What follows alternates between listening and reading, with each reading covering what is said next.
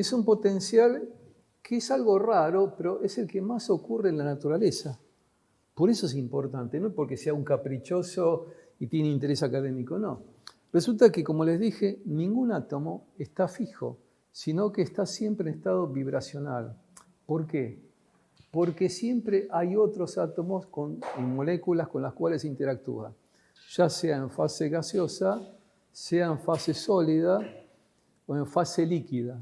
Si hay interacción, hay transferencia de energía.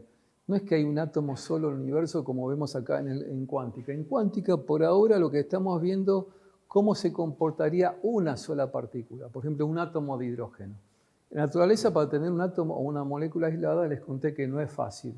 En la década del 90 recién pudieron aislar un solo átomo de los suecos, creo que sí, en la década del 90, y sacarle una especie de fotografía, donde se ve una cosa difusa que es el modelo de Schrödinger aplicado. O sea, se verifica el modelo de Schrödinger porque ya le sacaron la foto del átomo.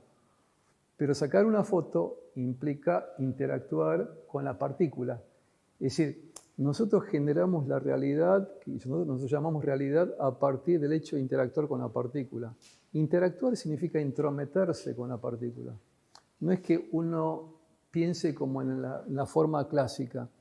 Cada vez que medimos, somos parte del sistema y generamos una realidad acorde, vamos a decir, a la medición. Creamos la realidad, que llamamos realidad entre comillas, a partir de la medición. ¿Se dan cuenta que parece algo filosófico? Eso es lo que discutían, que llama el principio de complementariedad, que discutía Bohr con su estudiante Heisenberg. Heisenberg promovió una idea y Bohr, su profesor, la tomó.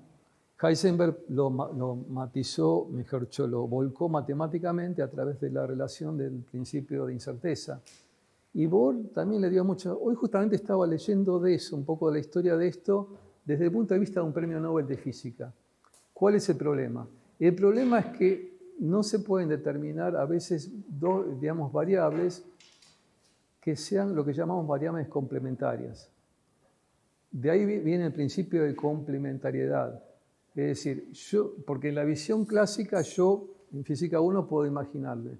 Puedo determinar con la precisión que yo quiera la velocidad de partícula de un elefante corriendo. No hay ningún problema. Lo puedo hacer, sofisticar la técnica, medir la velocidad con que corre el elefante, la posición donde está, lo puedo hacer. Pero en cuántica, cuando yo me voy a partículas muy chicas, esa teoría parece que no vale. Cuanto más chica la partícula, ahí no vale. Y esa fue la lucha entre dos grupos, el de Schrödinger y el grupo de Schrödinger con Einstein, por un lado, parece el partido de Boca y River, y por otro lado estaba Heisenberg y Bohr.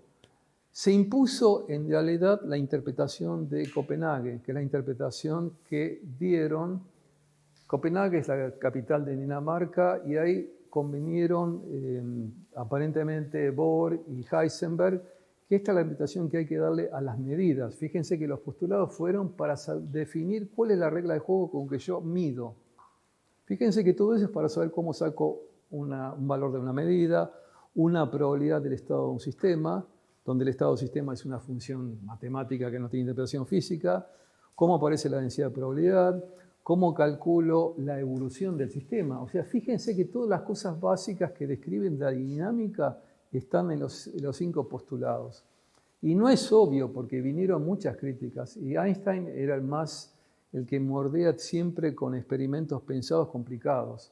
Cada vez más complicados se le mandaba a Bohr. Entonces había como una especie de combate epistolar. En esa época no había WhatsApp ni nada por el estilo. Y se bombardeaban con cartas diciendo, no, esto es una estupidez lo que está diciendo. Directamente. No eran finos para lo que había que hacer. Era un desafío intelectual. Aparentemente la interpretación de Copenhague, aparentemente hasta ahora va bien. Hasta que ocurra el contraejemplo. Y después se demostró, lo vamos a ver otro día, con el premio Nobel del año pasado, que la teoría cuántica es completa, que era lo que Einstein decía, no, acá hay un efecto fantasma, spooky effect.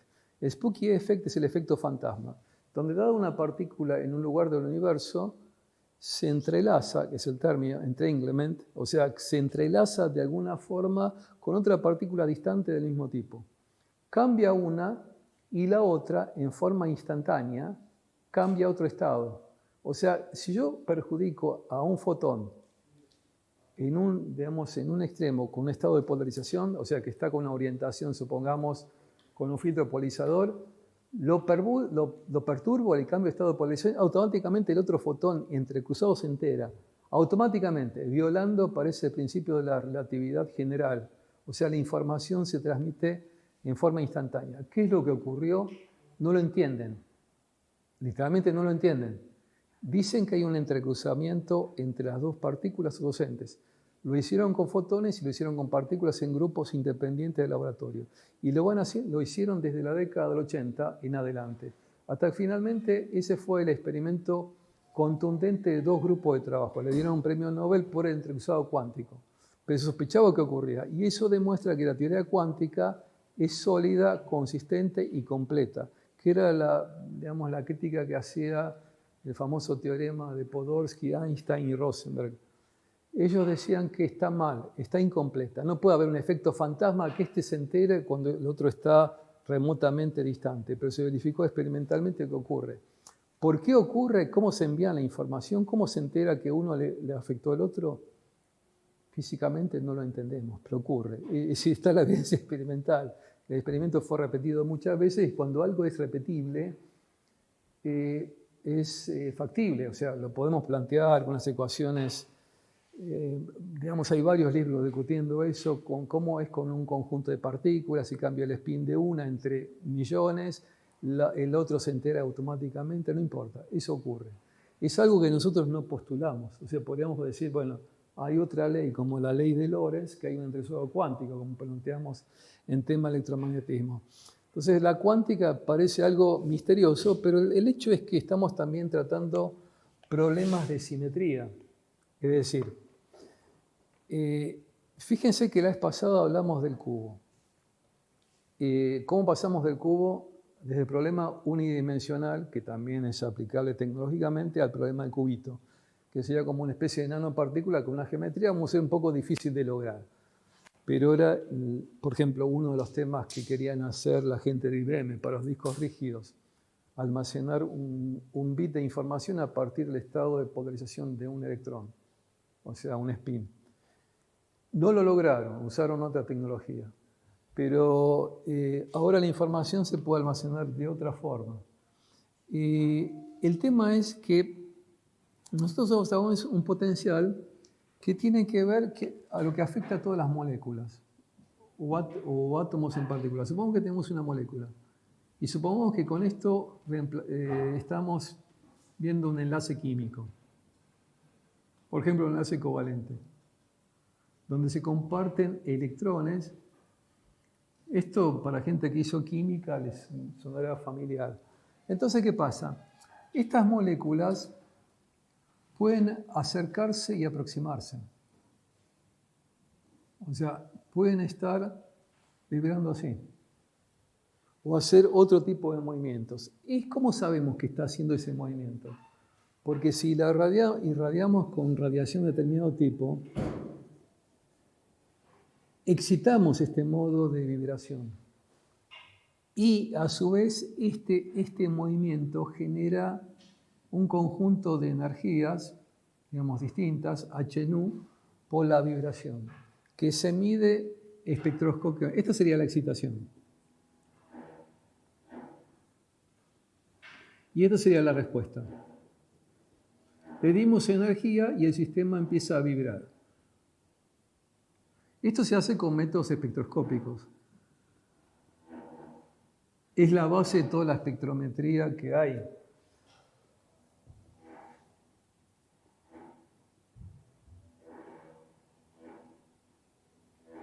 Entonces uno puede saber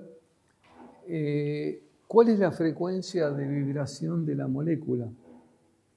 Por ejemplo, la frecuencia de vibración, esta podría ser la raíz cuadrada de una constante elástica sobre la masa, por ejemplo. La masa efectiva o lo que sea. Esta es una constante elástica. como la que ven en el resorte. O sea, cuando el apartamiento de la posición de equilibrio, que será para una longitud determinada, supongamos que la llamamos d sub 0, se aparta un poco más y luego se restituye el movimiento.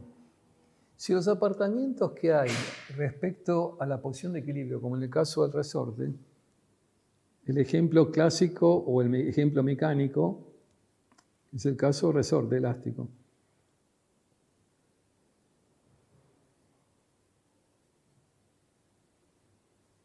El resorte no lo podemos estirar cuando se nos antoja, porque en un momento dado el resorte directamente queda como un piolín, nada más. Entonces ahí deja de valer la relación. En el resorte, ¿qué hay? Lo que ustedes vieron en Física 1, ¿cuál es la fuerza restitutiva de un resorte? ¿Cómo es? Exactamente. Se opone a la dirección de apartamiento de la posición de equilibrio. Esto. Entonces, para recordar, teníamos el resortito y acá teníamos la masa. Entonces yo tengo una posición de equilibrio, supongamos x0, y bueno, yo lo aparto a un diferencial delta de x, supongamos en una dirección. Esto puede ocurrir en 3 direcciones. Entonces, esta es la constante elástica, la misma que está ahí, en este modelito simple. Entonces, ¿qué pasa? En esta relación tenemos que hay una relación temporal de este tipo. Es decir, esta sería la masa atada al resorte.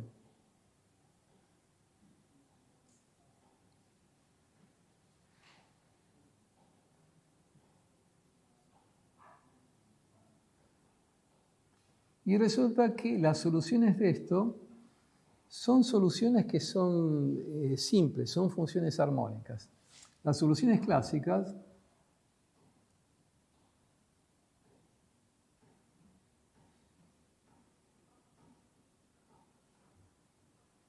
hacen lo siguiente. Acá me falta un 2pi, perdón. Acá sí falta un 2pi. Entonces, ¿qué pasa? La solución clásica, ¿de qué forma era en una dimensión? ¿De qué forma? ¿Era una tangente hiperbólica? Bueno, por ejemplo, supongamos que esto en función del tiempo era una amplitud por un seno de una frecuencia angular más una fase, supongamos. Entonces, donde la frecuencia angular es 2pi por la frecuencia, y bueno, 2pi tiene que ver con la constante elástica sobre la masa. Entonces, uno de acá podría sacar, supongamos, omega 2pi sobre, bueno, la raíz cuadrada, perdón, ay, ¿qué estoy haciendo? No, perdón. Que omega al cuadrado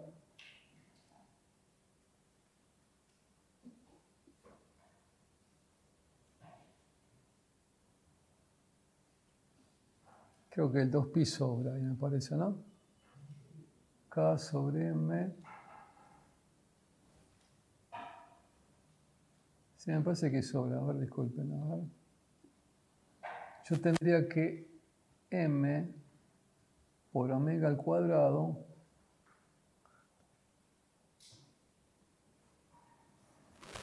sobre 2 sería lo que uno llamaría,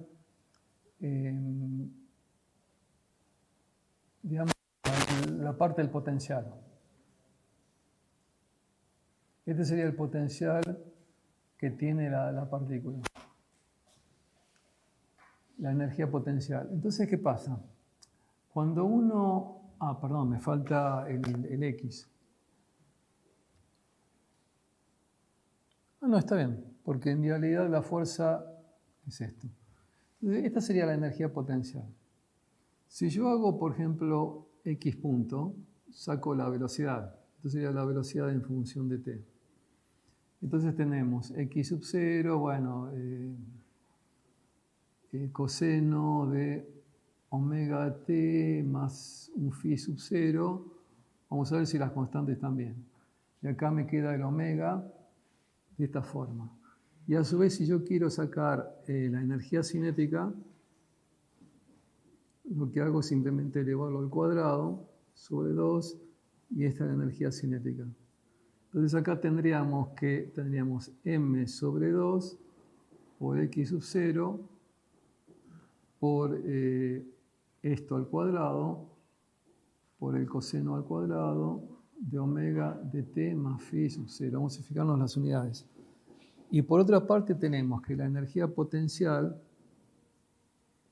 sería lo mismo que k por x al cuadrado sobre 2, que tengo que vincularlo con eso. O sea que yo tendría que, directamente puedo reemplazar. O sea, puedo hacer k sobre 2 y acá tendríamos x sub 0 por omega al cuadrado por el seno al cuadrado de omega de t más phi sub 0.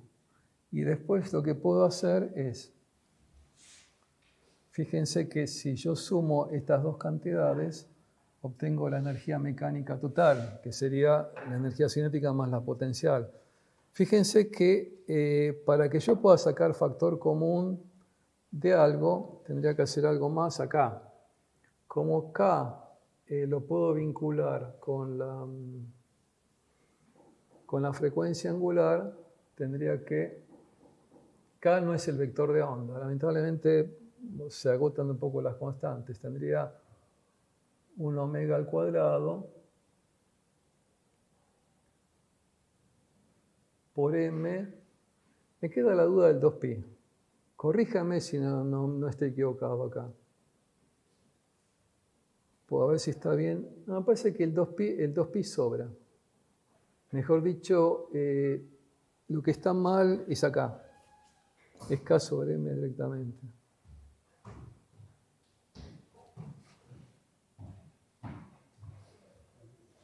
Entonces resulta que acá tendríamos, fíjense que puedo escribir esto que está acá, el k sobre 2, como la misma constante que aparece acá, que aparece arriba en la energía cinética. Tengo esto por omega al cuadrado. Entonces ahora sí resulta lo mismo. Acá tengo lo mismo, es decir, tengo la misma constante, omega al cuadrado, y tengo una función de tipo coseno al cuadrado. Bueno, esto lo conocen de física 1, no es una novedad. Lo que queremos es vincularlo con la parte cuántica. ¿Cuál es la diferencia con lo cuántico? Entonces, ¿qué pasa? Cuando yo tengo la energía mecánica total, es la suma de las dos, y me da m sobre 2 por x sub 0 omega al cuadrado, y la suma de seno más coseno del mismo argumento, bueno, obviamente me da 1. Sí. La frecuencia angular sí le sobra el 2pi. Ah, acá va 2pi. No, donde le pusiste las soluciones clásicas. Sí. Ahí Lo que pasa es que la frecuencia, ahora entiendo, ¿no? Esto es lo que faltaba. Pues yo decía, ¿cómo? Claro, porque la frecuencia era de esta forma. Claro, acá me queda 1 sobre 2pi y después yo multiplico, eso sí. No me acordaba como en física 1 venía, es esto. Así. Entonces me queda directamente omega, directamente k sobre m. Inclusive va a ser una forma en que hagamos cambio de variable. Entonces fíjense que en la parte clásica esto es una constante. Es un sistema conservativo. O sea, no vemos resortes ustedes lo ven, resortes con rozamiento. Pero acuérdense que en cuántica no estudiamos fenómenos disipativos. Consideramos que la energía se conserva. Es decir, es un sistema conservativo para nosotros. ¿No sería m sobre 2 x 0 cuadrado? Sería m sobre 2 x sub 0. Y acá, sí, acá el cuadrado sí tiene razón. Esto sí, tiene razón. Sí. Sí, está bien. Es omega m sobre 2, sí, da esta constante. Esta constante vamos a usar para compararlo con el sistema cuántico. Este es el sistema conservativo. Entonces, ¿qué pasa en el tema cuántico? Es decir, esto nos va a servir de referencia para otro cálculo. Cuando vamos al sistema, vamos a decir, sistema cuántico,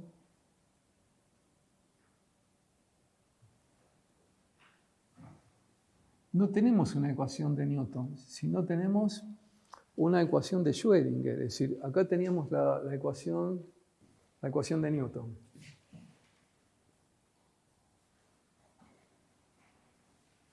En cambio, la ecuación, vamos a decir, independiente del tiempo, o primero, si uno pone la general en una dimensión, bueno, es esto, para ponernos en contexto y por qué reducimos.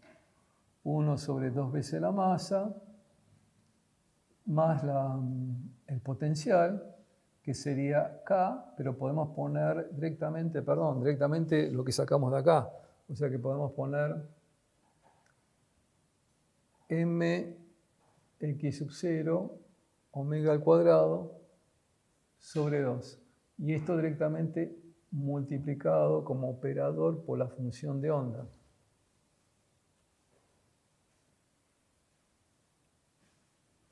Que dependerá de x y de t. Y acá tendríamos la derivada respecto a t de la función que no conocemos. Cuando separamos variables sabemos lo de siempre, o sea, esto es el producto en realidad de una energía que no conocemos, que hay que determinar, sobre h barra, cuando uno hace la separación de variables.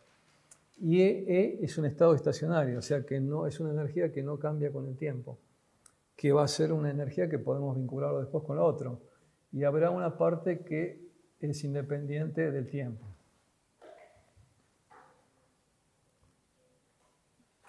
Entonces, cuando vamos a ver cómo satisface esa ecuación independiente del tiempo, vamos a tener una ecuación de este tipo.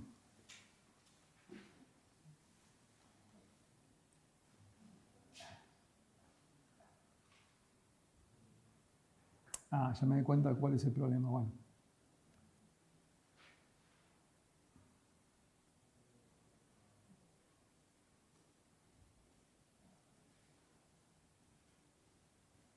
Acá estaba, ¿no? Yo decía, ¿dónde quedó el X? Queda así, o sea, tenemos la constante, acá está la constante elástica, el famoso K sobre 2, donde lo reemplazamos por la masa y acá está la variable. Y esto opera sobre la función de onda. Esta ecuación, lamentablemente, es complicada de resolver. O sea, habría que hacerlo por cálculo numérico y acá me quedaría el tema de la energía por la función de esta forma. Esto es lo que hay que resolver. ¿Cuál es el E y cuál es la función de onda independiente del tiempo? Esta va a ser la solución general.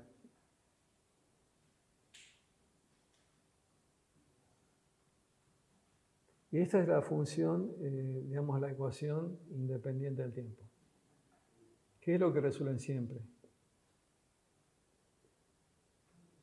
Entonces, ¿cuál es el problema de esto? Esto es lo que introduce la complicación, este potencial. Ese potencial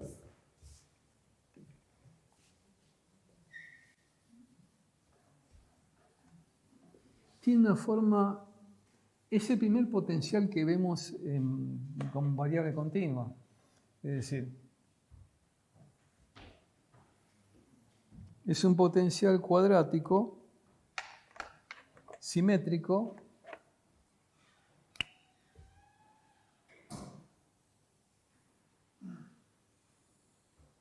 de esta forma.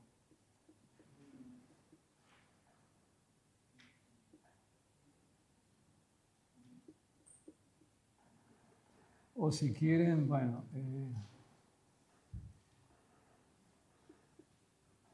donde esa es la constante que determina. Fíjense que si nosotros pensamos desde el punto de vista clásico, y yo tuviese la energía calculada, cualquier energía, todavía no estamos diciendo nada en particular. Supongamos que la energía mecánica sea esta. Fíjense que hay algo que molesta, bastante. ¿Qué es esto? Fíjense este punto de intersección que hay acá. Acá y acá. Esto va entre una amplitud, supongamos, no sé, llamarla menos x0 y x0. Para el mundo clásico, ¿cuál es mi área restrictiva? Para el caso resorte, el péndulo. ¿Entre qué zona me muevo? Claro, es como lo que viene en el péndulo. Por ejemplo, tienen la pelotita, hacen el caso del péndulo, lo aparta en una posición angular, supongamos que sea llamado phi sub 0. El péndulo lo aparta en un ángulo muy chiquitito, es decir, tiene que ser un ángulo muy chico para que el experimento funcione. Lo sueltan, esta sería la amplitud phi.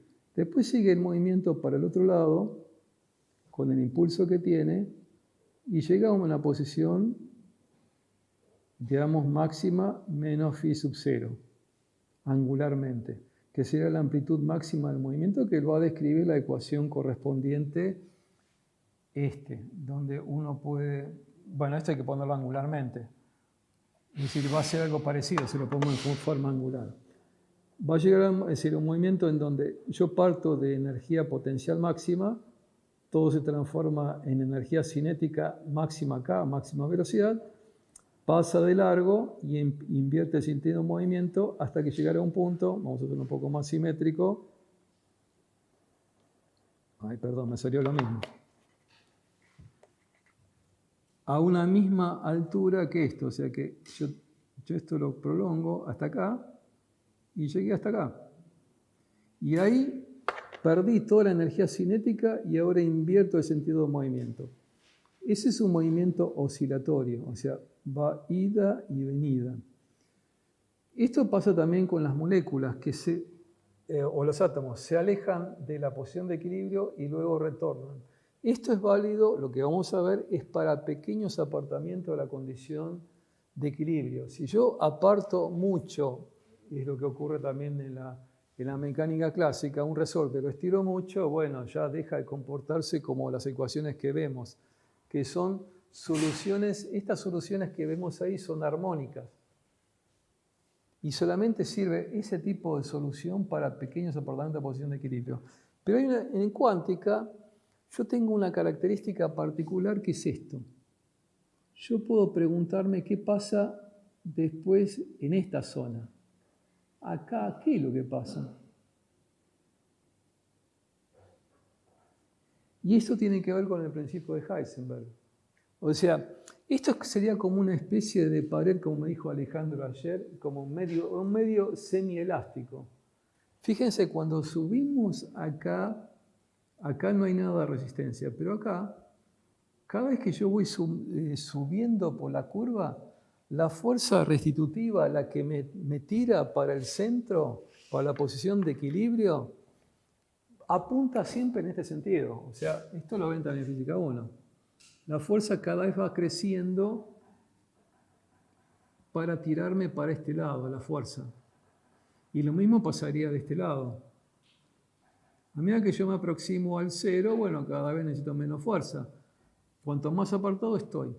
Pero resulta que en cuántica esto va a dar algo raro, porque resulta que esta zona, que está del cero en adelante, es una zona que es factible se pueda alcanzar, lo cual sería la zona clásicamente excluida. Es decir, esta es la zona clásica de movimiento y esta es la zona clásicamente excluida, o para ponerle un nombre. Excluida clásicamente. Podemos llegar a esa. ¿Por qué? Y lo vamos a ver cuando uno resuelva la ecuación de Schrödinger. Es como pudiese pasar más allá de la pared. Eso es algo que después cuando... Clásicamente lo pueden pensar como, en el pozo infinito las paredes son verticales. Acá las paredes no son verticales, o sea que la fuerza no es infinita. Digamos, por eso la partícula de alguna forma puede como pasar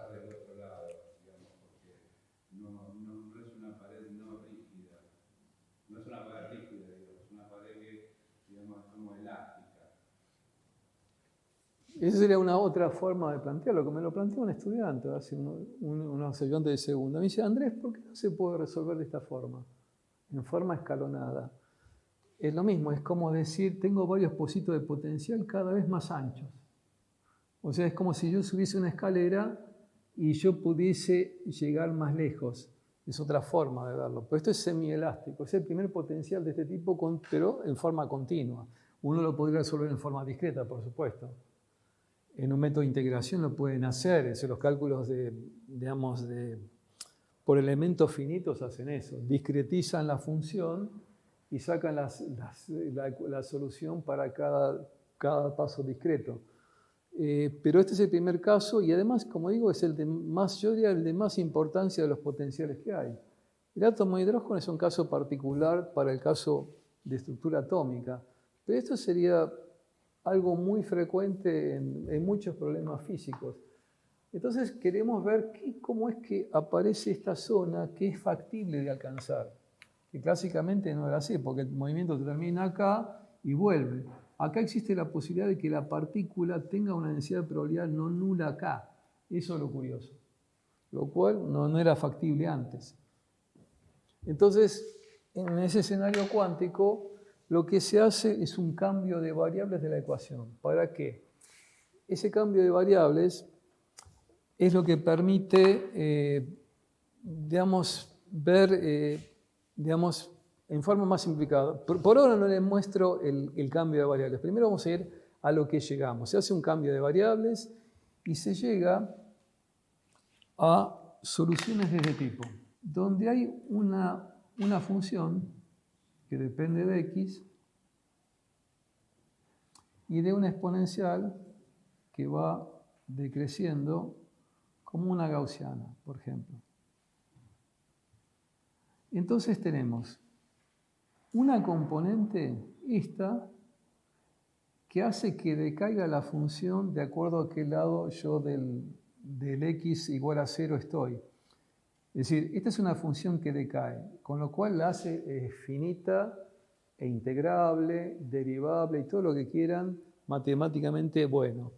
Y esto se llama un polinomio de Hermite.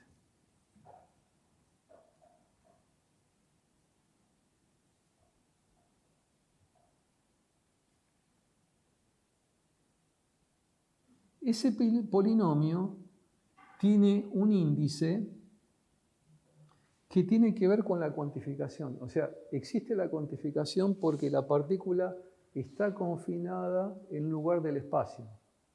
A pesar de que lo que les dije de esto, está confinado en lugar del espacio que va a depender de la energía mecánica que obtenga, que no la conozca todavía. Entonces, ese confinamiento produce este tipo de función de onda. Entonces la función de onda en términos groseros se amortigua exponencialmente. Les dibujo así sistemáticamente cómo sería alguna función de onda de ese tipo. Va a tener algo de parecido al potencial infinito.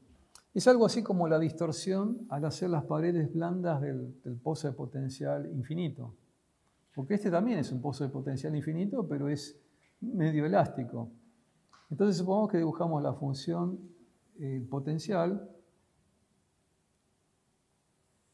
y esta es una de las energías que obtenemos. Una energía distinta de 0. El nivel más bajo va a ser algo también una sorpresa. Es decir, los niveles de energía, en este caso, van a ser de esta forma. H omega en una dimensión de n más 1. Y acá viene lo raro. La primera vez que el n puede tomar el valor 0. Uno dice, no estoy contradiciendo. ¿En n igual a 0 la energía es 0? No, es lo que le dije. Por más que yo congele el sistema, no puedo llegar a energía 0. Sino que, fíjense que la energía 0 es simplemente la mitad de esto. Y si yo considero dos niveles de energía, por ejemplo, el nivel n igual a 1. En n igual a 1 tengo 1 más 1 medio, es 3 medios de h omega. Si estoy en el nivel 2, es ya 2 sería 5 medios. Se dan cuenta que da un número fraccionario del omega. Pero en cualquiera de las diferencias de energía que yo tengo acá y acá, el delta de n que yo tengo entre un n y un n, vamos a decir n más 1, menos perdón, estoy escribiendo todo a la vez. El delta de n que yo obtengo en forma genérica entre un nivel, no sé, n más 1 a un nivel n, siempre la diferencia me da h omega. Es rarísimo eso, porque me está diciendo que a nivel 0 está acá. El otro nivel, si acá tomase como referencia, bueno, el borrador, le marco esto, el segundo nivel está a la misma distancia acá, el otro nivel está allá, es decir, eso nos facilita un poco la visión de todo. Esto debería ser igual a separación. Y así para el 3. Cada uno de esos niveles está equispaciado. Esto es para una dimensión. Es decir, es el h omega, h omega, h omega. Si hubiese una transición de no sé, una parte de la partícula del estado de acá hasta aquí, decae a nivel de fundamental, emite un fotón de esta energía. Pero si hace la misma caída de este a este, emite esto. Y si hago una caída desde acá hasta acá, muy simple, sumo los 3. ¿Se dan cuenta que es más simple la cuenta que en el átomo de hidrógeno? Mucho más simple. La transición de 3 a 0 sería 3 veces h nu. Y ahí saco la frecuencia y la longitud de onda emitida. Sí. Sí, sí, exactamente. Lo voy a escribir más grande. Es una exponencial con una constante, vamos a ver cuál es. Esto es algo genérico, digamos, lo pongo así. Es una gaussiana. Entonces, cuando vemos las soluciones ahora, ahí están las energías. O sea, ahora esto es como dogmático, porque no hice la demostración, le estoy dando el resultado. La demostración por ahí no es lo relevante. Lo más difícil es interpretar la parte física. Nosotros no estamos enseñando acá análisis matemático. Entonces, si ustedes ahora analizamos las funciones de onda,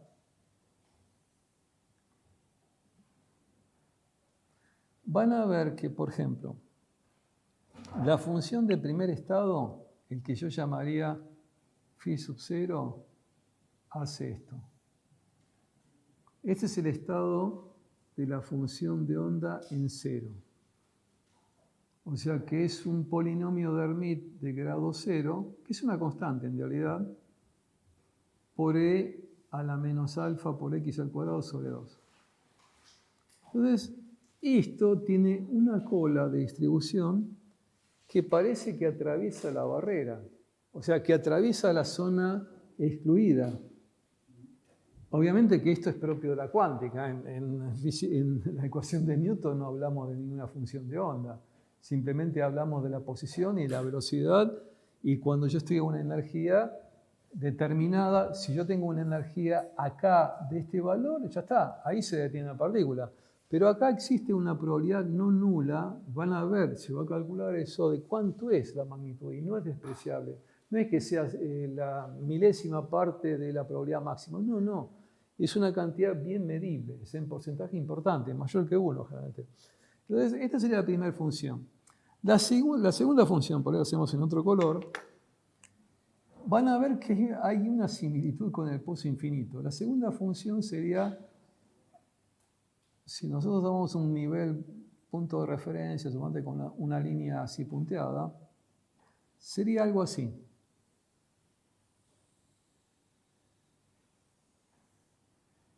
Perdón, acá me equivoqué. Tiene que estar, si eso es el nivel de referencia a la línea punteada, esto tiene que tener la misma altura. Esto, esta altura, esto es lo mismo que acá. O sea que tengo que llegar acá y hacer asintóticamente esto. Esto va a terminar siempre respetando la exponencial que decae. Es decir, es un comportamiento exponencial gaussiana. Pero fíjense, creo que Alejandro le explicó paridad y la paridad de las funciones. Esta primera función, ¿cómo es respecto al origen? Par, porque es simétrica. Si yo me paro en este punto, supongamos, es la misma intensidad que yo tengo en este otro punto. Supongamos, llamamos x1, lo que quieran. x1. Y acá pasa lo mismo. Si me paro en este punto, va a ser simétrica a la intersección, supongamos, de ese punto. Para elegir un punto arbitrario. Pero va a ser menos una respecto a otra. O sea que si yo hago esta otra función φ1 va a ser la función de Hermite en 1, que es un polinomio de primer grado,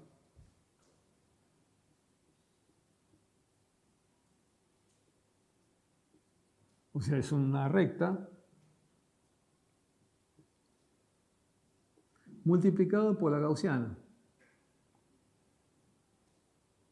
Y la gaussiana genera esa modulación. Pero si ustedes miran de lejos, ¿no tiene cierta similitud con el pozo infinito? ¿Se dan cuenta? Fíjense, si yo comparo con el pozo así, yo tengo la primera función era así. Y la otra función es así y así. O sea, si yo pongo esto, perdón, acá, otra vez no lo hice, a ver, con una referencia. A ver, si es el origen, en un pozo infinito tendríamos la función así y esto así. ¿Se dan cuenta? Si la pared es rígida, esto terminaba con una función tipo seno. Y esto es una función tipo seno, pero no interviene acá ninguna función armónica, sino que el polinomio se acomoda porque es una función lineal multiplicada por la gaussiana y la forma cualitativa de lejos parece lo mismo. Es como si hubiese tomado esto y lo estiro más allá de la pared. ¿Qué es lo que ocurre con esto? Porque es un ancho, vamos a decir, es un pozo infinito de pared variable, que se hace más rígido a medida que yo me voy más a energías más altas. Es algo raro. Es como si hubiesen hecho, bueno, la parte de acá de la pared de goma. Y cada vez que yo me voy para arriba, le pongo primero yeso, después le pongo cemento, después le pongo hormigón, después hormigón con hierro, es algo parecido. Cada vez se hace más rígida. Entonces la respuesta de la partícula que la tiro contra la pared va a ser diferente. Es una analogía burda, pero la idea más o menos viene por ahí. Pero la diferencia es que la partícula puede como pasar del otro lado del potencial. Entonces, acá si seguimos, la siguiente función, ¿cuál va a ser? ¿De qué tipo de paridad? La que sigue la Φ3, o la Φ2, perdón. Par, claro. Es decir, que yo tendría, a ver si pongo otro color.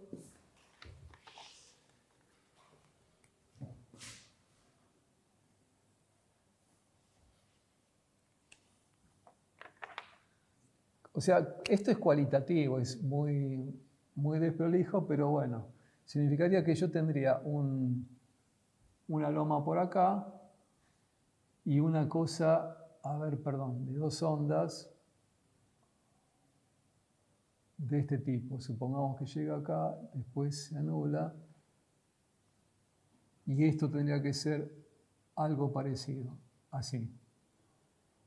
Esta sería la función. Tiene que ser simétrica, por supuesto, es decir, esto tiene que ser de esta forma.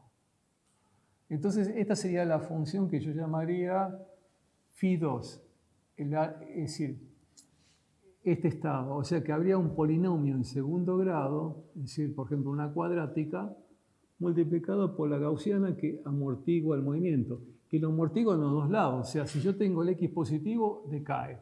yo tengo el X negativo, bueno, va a decaer, perdón, acá va a ser simétrica, no hay problema. Ahí no hay problema porque aunque sea negativo, este es el cuadrado, pero lo que determina la diferencia es el X2. Entonces, hay una sucesión de función. Esta la primera es par, y esto es una cosa, un patrón repetitivo hasta el cansancio. Par, impar y par.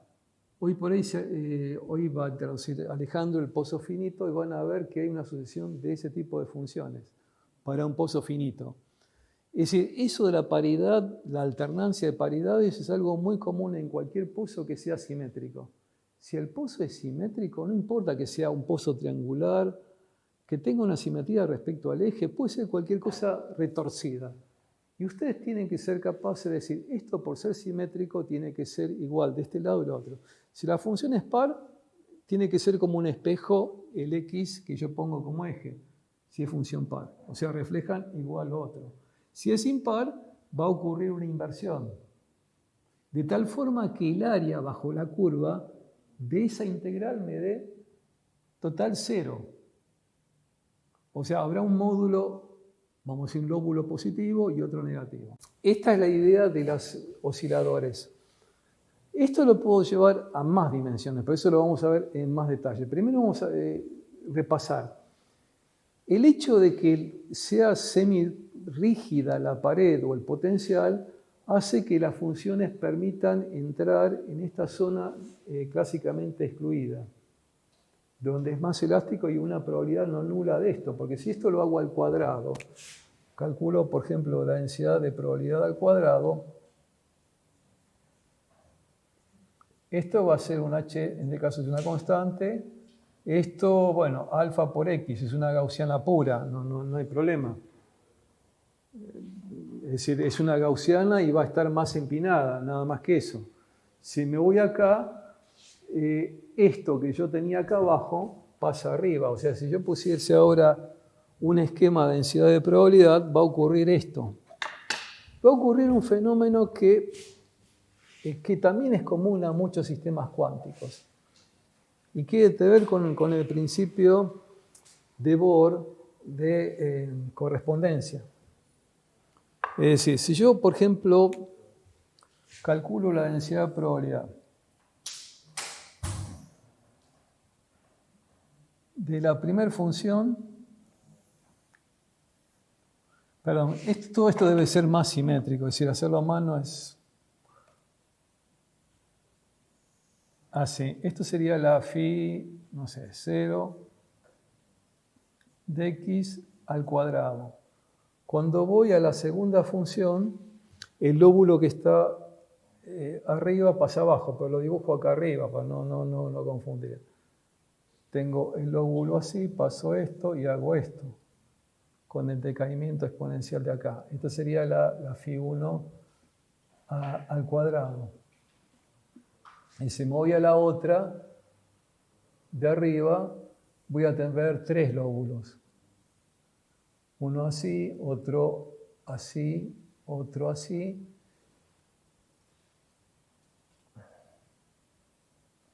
Entonces queda phi 2 al cuadrado de esta forma. Cuando yo aumento el número cuántico, lo aumento mucho, en el límite, cuando n es mucho mayor que 1, va a resultar que en el pozo infinito, esta función hace esto dentro del pozo. Tiene oscilaciones muy rápidas, de esta forma, así. Entonces llega un momento en que la densidad de probabilidad dentro del potencial se va acumulando más en el cero. O sea, es como si hubiese una perturbación, un ruido. Y eso lleva al resultado clásico. A números cuánticos muy grandes voy a lo que dice el principio de correspondencia. Es decir, es lo que planteaba Bohr.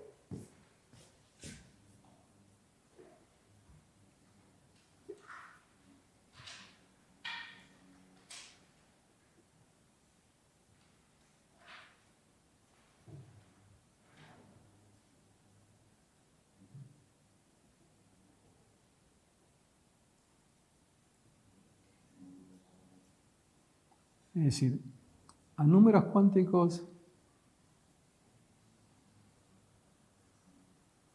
grandes, la mecánica cuántica tiende a la mecánica, clásica, o alta energía tiende a la cuestión a la situación de la mecánica newtonal, de Newton, o sea, lo más común que hay.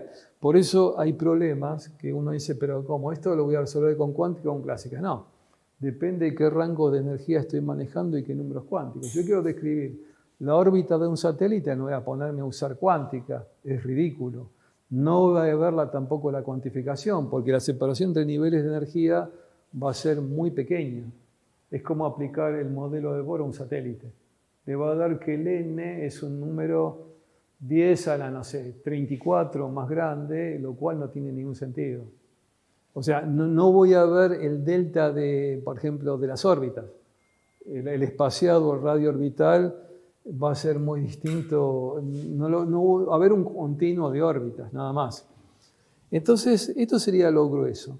Ahí lo que ven es la densidad de probabilidad de una partícula en estado fundamental en 3 dimensiones. O sea, fíjense que, por simetría está bien. Esto sería en 2 dimensiones. Y esto es una dimensión, lo que recién vimos, la densidad de probabilidad. Es una molécula de dióxido de carbono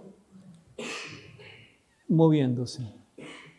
Es decir, los 2 átomos de oxígeno, fíjense cómo están haciendo gimnasia, el átomo de carbono sube y baja.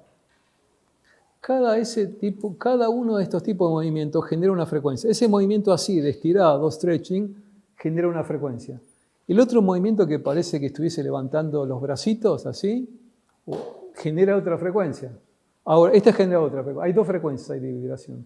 Son distintas. Y uno puede identificar en el espectro ese banco de frecuencias, por ejemplo, con lo que vemos en química, con un espectrógrafo infrarrojo, que mide este tipo de energías, que son bajas energías. Acá hay además se puede ver, esto fue, ¿de qué año? A ver. Esto se hizo en Estados Unidos y se podía ver cómo vibra una molécula, filmarla. Se puede hacer una filmación. Uno dice, ¿cómo hicieron con los tiempos? Un tiempo de captura diferentes. ¿Cómo hicieron?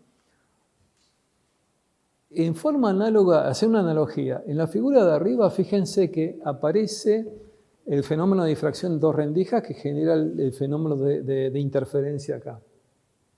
¿Se dan cuenta? Las bandas homogéneamente distribuidas. Si esto es lo mismo, hacemos pasar un láser que estimule a la partícula con la cual estamos interactuando, la partícula va a variar la distancia relativa. Va a acercarse o alejarse. Pues le dimos energía para que vibre. Y de por sí vibra si estoy a energía muy baja. Y esto, si a su vez lo captamos con una red de difracción, se va a ver que el patrón de difracción también vibra.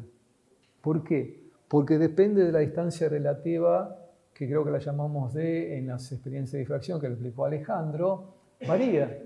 Si varía la distancia, el esquema de difracción también varía. Entonces podemos hacer una filmación de una molécula vibrando. Parece cómico, pero es así. Ven ahí cómo se capta esto. Esto es a su vez una simulación numérica donde se ha aplicado el potencial que acá no vemos, y acá hay una partícula que está en 3 dimensiones dentro de un potencial de este tipo, que lo podemos generar en cuántica, eso en dispositivos electrónicos se puede ver. Entonces, acá es donde está el movimiento. Va a ser un movimiento que parece medio raro, y ahí hay una escala, creo que es en femtosegundos, o sea, 10 a la menos 5 segundos, cómo se mueve la partícula dentro de ese potencial. Y ahí está el sistema de referencia del eje. Fíjense que se mueve en las 3 direcciones respecto al equilibrio. Acá, está considerando qué es lo que pasa con moléculas, como le dije, en distintos estados. En estado sólido, los átomos vibran. Eso es lo que vamos a ver en la segunda parte de la materia. Parece que están temblando. Si estoy en un líquido, las partículas tienen distancia relativa a un camino libre medio determinado. Y un gas, la distancia media es más grande. Entonces, toda la materia básicamente la podemos describir con el movimiento vibratorio. O sea, por eso es tan importante el tema de estudiar este tipo de potencial. Inclusive si el sistema está en estado sólido y está desorganizado, el que le estudia el laboratorio de materiales amorfos de acá en el subsuelo, a la temperatura dada, uno también tiene movimiento de las moléculas. Por más que parezca un átomo en un vidrio los átomos también vibran. Nunca están quietos, siempre hay una energía correspondiente. The arrangement of particles in solids, liquids, and gases. Matter in all three states is made up of particles. In a solid, the particles are closely packed in an ordered arrangement. In a liquid, the particles are loosely arranged but still close together. In a gas, the particles are not arranged in any particular way. The particles that make up matter are constantly in motion. In a solid, the particles do not move around but vibrate about their fixed positions. In a liquid, the particles move around quite fast and slide past each other. In a gas, the particles move around much faster than in a liquid. They move randomly. The particles have empty spaces between them. The spaces contain nothing. In a solid, the particles have small spaces between them. In a liquid, the particles have small spaces between them but larger than in a solid. In a gas, the particles have very big spaces between them compared to solids and liquids. The particles attract each other. In a solid, the forces of attraction between the particles are very strong. These forces hold the particles together. In a liquid, the forces of attraction between the particles are weaker. So, the particles are not held together and move about. In a gas, the forces of attraction are extremely weak. So the particles move about freely. Think about a pure substance such as mercury. It is a solid below -39 degrees Celsius. It is a liquid between -39 degrees Celsius and 357 degrees Celsius. When heated above 357 degrees Celsius, it turns into a gas. The particles that make up mercury when mercury is a gas, a liquid, or a solid are exactly the same. Only the arrangement of the particles, the forces between them, the empty spaces between them, and the speed of the particles are different. Bueno, este es el potencial que se puso en función, en este caso, en 3 dimensiones, con el r al cuadrado, esa es la única diferencia, la distancia relativa, y ahí está la fuerza, puesta en función del versor. Es decir, en la dirección del versor siempre es la fuerza. Bueno, estas son las ecuaciones que hay que resolver en una dimensión y en 3 dimensiones. La única diferencia es que esto lo puede hacer uno en coordenadas cartesianas y el potencial acá se presta para eso, lo cual es una ventaja. Y se puede aplicar una técnica parecida a la que hicimos para pasar de la solución de una dimensión a 3 dimensiones. Y ahí está la frecuencia angular con la relación de K sobre M. O sea que estaba bien lo que había escrito. Ahí teníamos la solución de la ecuación de Newton con el X y con el P, que simplemente es multiplicar por M la velocidad, la derivada del primero. Por eso aparece el M por omega. Y acá es lo que hicimos en forma parecida, sumar el primer término, la energía potencial, y el otro término de energía cinética. Cuando uno reemplaza el K que teníamos, aparece el omega al cuadrado, el seno y todo lo demás. Y aparece la amplitud X sub 0 al cuadrado. Finalmente la energía total es esta. Es decir, es constante, no puede ser que dependa del X solo. Lo que depende del X solo es la energía potencial. Es decir, acá está el X como variable. Sin embargo, la derivada de esto, al ser sumada y usar la constante elástica, da que la energía total siempre es constante. O sea, si sube la energía cinética, baja la potencial. Por eso está el juego siempre del oscilador, del resorte. Pero vale lo mismo para pequeñas perturbaciones en un sólido, en un gas, etc. Entonces acá está la ecuación de Schrödinger. Ahora vamos al problema cuántico. Entonces se proponen estos cambios de variables, porque esta ecuación así como está es engorrosa de resolver. Las constantes son lo primero que molesta, entonces uno siempre hace en física un cambio de variables que lo hace adimensional. Entonces introduce un factor beta, ¿qué es esto? Es la raíz cuadrada de m por omega sobre h barra, lo llamo beta. Y lo aplico también al x. Entonces, este x, es decir, este x con techito sería como el operador x en este espacio. Y el operador p queda de esta forma. En ambos casos, esto es adimensional. Entonces la ecuación va a quedar de una forma, pero a su vez tenemos que tener en cuenta que el x también tenemos que no solo reemplazarlo en la variable de la derivada, sino justamente dentro de la función. Y la energía también va a quedar adimensional. Entonces va a quedar una ecuación un poco más elegante. Entonces, a ver si me solté algo. No. Bueno, entonces la función de onda que voy a buscar va a quedar en función, le ponemos este signo techito para decir que es la función con la variable cambiada. Esta variable cambiada la podemos escribir de distintas formas. Entonces, este detalle matemático que no es lo relevante, esto es simplemente para ver por qué le da la solución correspondiente. Ahí aparece, esta ecuación es completamente, la 5 es adimensional, donde la energía se la divide con h barra por omega, que es la unidad de energía que vimos ahí, y esto no tiene unidades. Entonces, la ecuación a resolver es esto, pero ¿qué pasa? No es fácil porque está molestando, como siempre, el x al cuadrado. Y particularmente molesta esto, esta constante, que contiene la energía. Entonces, lo que uno hace, también lo hace en el átomo de hidrógeno, para el caso de la dependencia con la coordenada, es decir, preguntarse, esto es una pregunta frecuente, ¿cómo tiene que ser la función de onda lejos del origen? La función, ¿cómo se imagina? ¿Tiene que ser grande o chica? ¿A qué tiene que tender? Claro, la densidad probabilidad tiene que tender a 0, o sea que la función tiene que asintóticamente, porque si no, no la puedo integrar. Después, cuando hay que hacer la densidad probabilidad, puedo. Entonces propone una solución de tipo gaussiana. ¿Por qué no exponencial? Bueno, por este x al cuadrado. O sea, este es el motivo. Porque piensan, bueno, si yo derivo respecto a la segunda, respecto a x, tiene que seguir apareciendo esto. Lo mismo en la función que aparece acá multiplicada. Obviamente se puede originar un polinomio con esto. Entonces acá, después de hacer el cambio de variables, propongo una solución con esta gaussiana, que tendría que satisfacer esta condición, pero a su vez hacen otra aproximación. Dice, si estoy muy lejos, este x, que aparece tomando el lugar de la energía dimensional, lo puedo reemplazar, o sea, lo puedo omitir, con la cual la ecuación da más simple, porque yo estoy buscando una solución asintótica, algo que converja, listo, es una aproximación, vamos a ir lejos de la solución.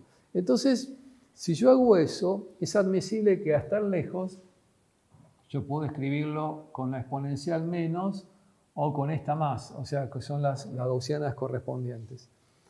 Entonces, cuando uno resuelve la ecuación gaussiana, es decir, reemplaza esta ecuación con esta función que no conocemos, o sea, toma las asintóticas, la reemplaza en la ecuación y encuentra esta ecuación que es complicadísima. Dice, pero ¿para qué hice tanto lío si conduzco una ecuación más complicada?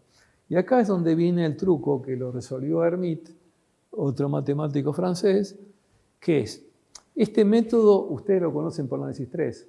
Es decir, ustedes desarrollan una serie de polinomios y quieren que este polinomio, o este polinomio sea finito, no es que vaya acumulando términos que sean crecientes, no, tienen que ser decrecientes.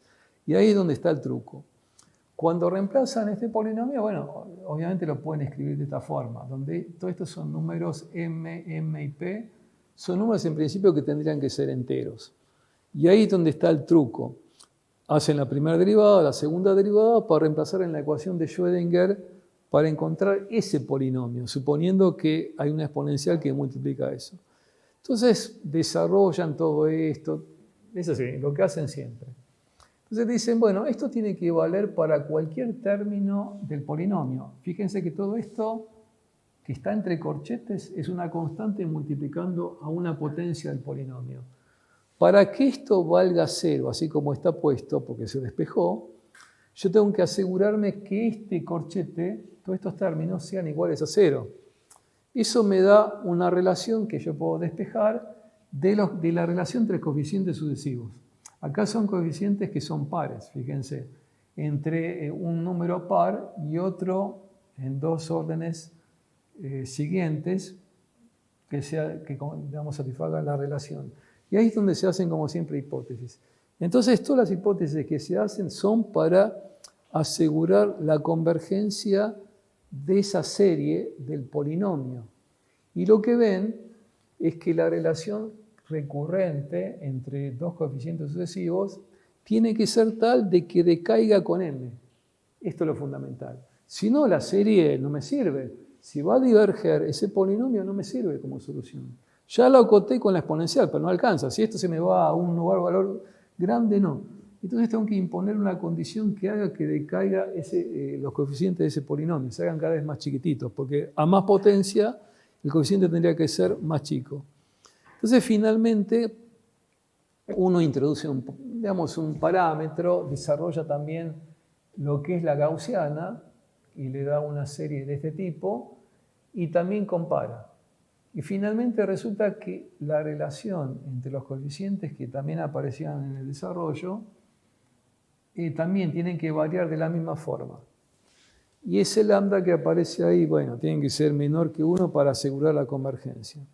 Entonces, de eso se concluye que debe haber un número que determina a partir de cuándo la serie converge, porque si no converge no sirve. Bueno, este es un problema matemático, yo creo que no sería tan relevante eso. Lo que se llega al final, al imponer las condiciones, es que la relación entre los coeficientes es la siguiente, es esto. Todo esto que aparece acá es un número entero en principio, el 12m más p. Esto no tiene que ver con la masa, es un número entero. 2 veces la energía dimensional igual a esto más 1. Y ahí es donde aparece el famoso factor 1/2. Eso es la condición para que converja. O sea, todo lo que hicimos fue para que converja la solución. Entonces resulta que lo primero que se deduce es que la forma, este coeficiente, lo llamo n. En vez de llamarlo como parecía, como m más p, lo que sea, lo llamo n. Y este número me permite despejar la energía. Es lo primero que uno despeja. Esta es la condición de convergencia de la serie. Si no, no sirve. Entonces da que justamente la energía queda como esto. En los libros te puede aparecer, en los libros más modernos, el método que aprendíamos en cuántica cuando cursábamos, que es un método con operadores. Entonces la energía queda, a diferencia del pozo infinito o de los otros pozos, que yo puedo tomar n igual a 0. Y esa es la diferencia, porque no violo ningún principio. Porque en la energía del estado 0, yo tengo una energía que es h, no es chiquitita, es h omega sobre 2.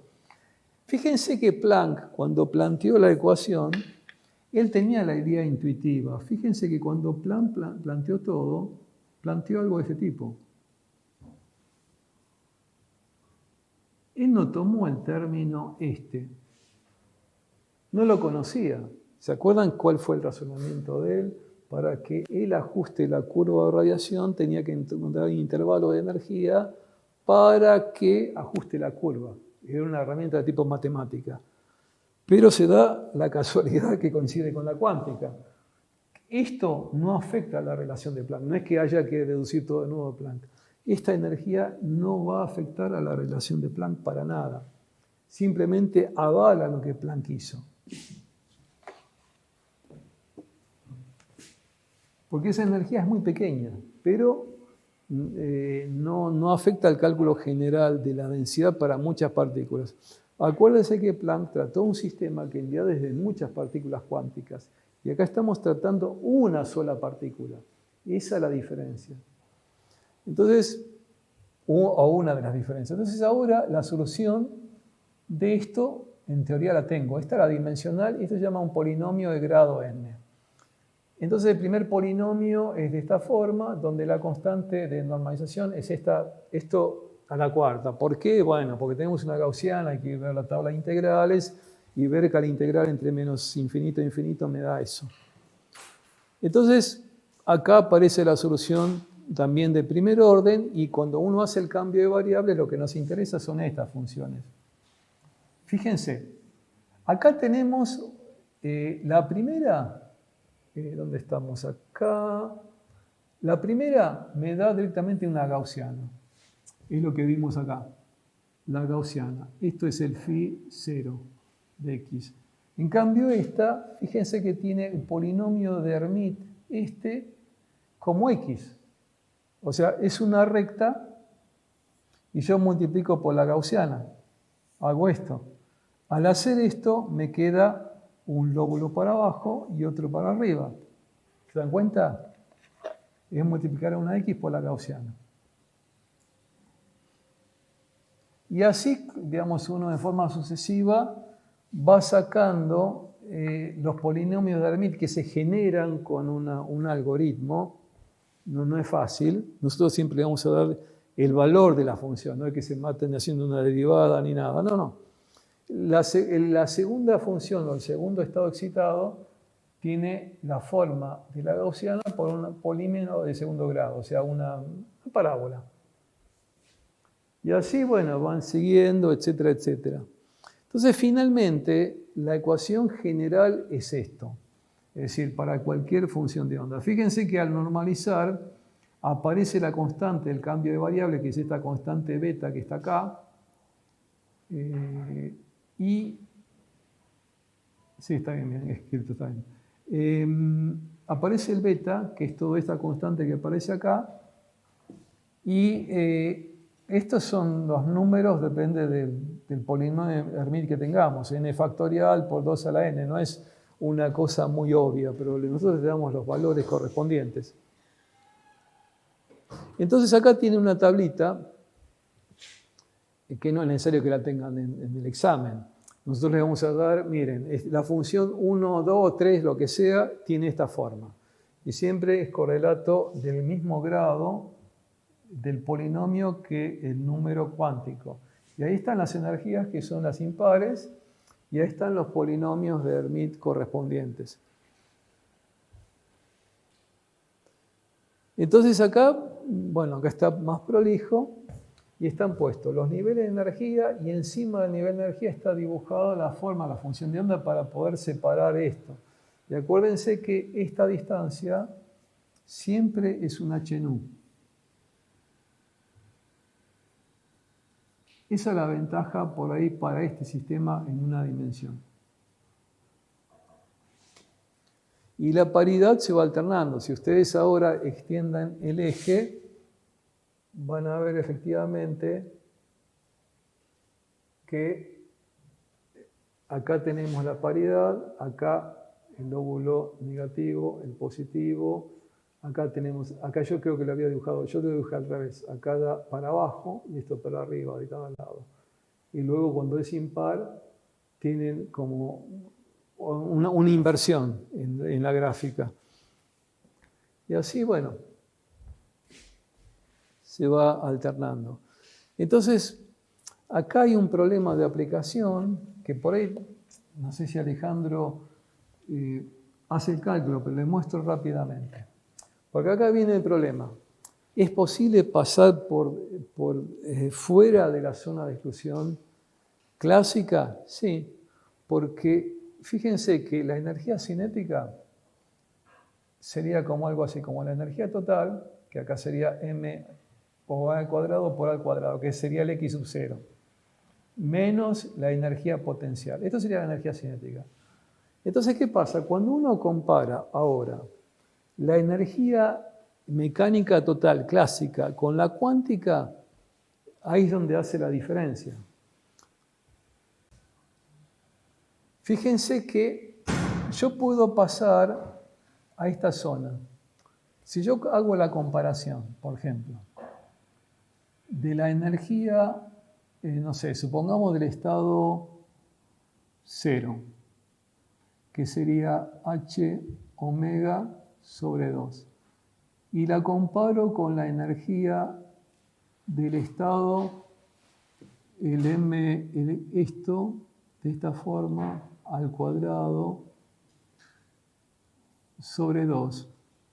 Yo puedo despejar un x sub 0 acá, fíjense. Puedo despejar un x sub 0. Y entonces eso me permite determinar hasta qué profundidad fui dentro de la zona excluida. O sea, haciendo una comparación de las energías. Bueno, acá hay todo un comentario. Y acá obtenemos, fíjense, ese mismo x sub 0 que había escrito acá, lo despejo acá y vale esto. Se parece a la constante, de cierta forma, a la constante beta. Entonces, este x0 representa la zona hasta donde yo alcanzo por encima del potencial. O sea, lo que estoy haciendo es esto. Si este es el potencial, esta es la energía. Claro. Entonces, puedo calcularlo. O sea, yo puedo calcular la probabilidad desde un valor arbitrario, cuánto es el peso en probabilidad de todo esto. Fíjense, yo puedo calcular, acá inclusive está bien explícitamente, ¿qué pasa si yo calculo la probabilidad desde el punto clásico hasta el infinito? ¿Se dan cuenta? Lo que dijo Alejandro es el punto clásico de retorno. Sería la amplitud máxima que se estiró o se alejó un átomo del otro. Este sería el punto, vamos a decir, el límite clásico, vamos a decirle. Y esto que está acá, por encima, es un número distinto de 0. Esto va a dar un número distinto de 0. Entonces uno dice, ¿cómo? Clásicamente esto es una barbaridad. No. Este valor da distinto de 0 y no es despreciable. Cuando uno lo calcula, a ver si está, esto no es nulo, a ver si puse el valor. En el fundamental creo que era un 8% de cada lado. Sí, es una cantidad bastante grande. O sea, son cantidades mayores que el 1%. Entonces, uno dice, ¿y qué es lo que ocurre? En los otros es más porque tenés más penetración. Fíjense. 32, 33, 34. Claro. Y acá se hace el cálculo de la misma forma que hemos planteado. Igualo la energía clásica con la energía cuántica. Obviamente que yo tengo ya más energía. Y el punto x1, que sería el de penetración hasta el punto más alejado, obviamente tiene más amplitud. Ya es un 73% más que el primer punto. Y si calculo la probabilidad, también va a dar distinto de 0. Yo quería ver si había calculado las probabilidades. Acá se hace con el segundo estado. Fíjense que siempre igualo energía cuántica a la energía clásica, y este es el punto de retorno que dijo Alejandro, clásico. Entonces yo puedo calcular desde ese punto, siempre puedo hacer esto. Yo puedo hacer del punto xn, supongamos para poner un nombre, puedo hacer esto. Phi de n al cuadrado diferencial de x, y esto me da distinto de 0. O sea que tengo siempre una probabilidad de existir la partícula en una zona excluida, que es un porcentaje respecto al todo de la probabilidad distinto de 0. Entonces, acá, bueno, está el cuadrado. Quería ver si estaba el número. Acá también, por ejemplo. ¿Cuánto da? Acá para el segundo nivel da un 4%. 4% de probabilidad de existir en esa zona. Esto sería de la zona del último punto al otro. Sumando las dos probabilidades de cada lado me da 8%. O sea, no es una cantidad despreciable para ese nivel de energía. Entonces, bueno, ahí ven las colas de las distribuciones de probabilidad. O sea, lo que estamos calculando es esto más esto. Esto más esto da 8%. La colita es proporcional al coeficiente de la gaussiana. ¿Ah, sí? Sí. Parece que multiplica. Entonces, fíjense cuando pasan del nivel 0 al 1 a todo, cómo se larga el coeficiente de esa gaussiana. Entonces, fíjense que eso es factible. Y Una pregunta. sí. Cuanto más subís de nivel, más baja se te hace la probabilidad que quede afuera. Sí, se hace un poco más baja, sí. Porque es más rígida la pared. Y acá fíjense que esto es el principio de correspondencia. Cuando me voy a niveles muy altos, me parecen muchos positos. Esta sería la densidad de probabilidad de todo. O sea, esto sería, en este caso, el phi, no sé cuál, respecto al cuadrado.